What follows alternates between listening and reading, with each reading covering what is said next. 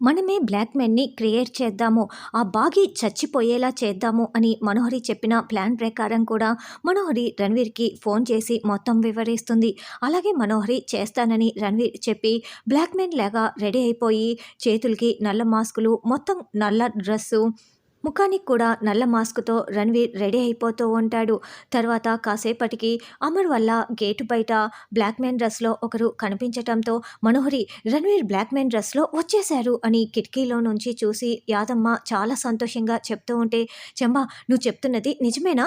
రణ్వీరే వచ్చేసాడా?" అని మనోహరి కూడా కిటికీలో నుంచి చూస్తూ ఉంటుంది. "యెస్, నేను చెప్పిన ప్రకారం రణ్వీర్ బ్లాక్ మెన్ డ్రెస్‌లో వచ్చేసాడు. చూడు చెంబా, నేను వెళ్ళి లాన్‌లో కూర్చొని ఉంటాను. నువ్వు ఏదో ఒకటి చెప్పి బాగీని లాన్‌లోకి పంపించు. ఇప్పుడు రణ్వీర్ నేను చెప్పిన ప్లాన్ ప్రకారం బాగీని షూట్ చేసేస్తాడు. అది నన్ను చంపటానికి వచ్చినట్లుగా మొత్తం క్రియేట్ అయిపోయి బ్లాక్ మెన్ చేతిలో బాగీ ప్రాణాలు పోయినట్లుగా ఉంటుంది. నేను చెప్పిందంతా గుర్తుంది కదా! ముందు బాగీని పంపించు" అని మనోహరి చాలా సంతోషంగా లాన్‌లోకి వెళ్ళి కూర్చొని ఉంటుంది. అయితే ఇక్కడ రణ్వీర్ కాకుండా అసలైన బ్లాక్ మెన్ వచ్చినట్లుగా మనకి చూపిస్తూ ఉంటారు. అమరేమో కారులో ఎక్కడికో వెళ్ళి ఉంటాడు.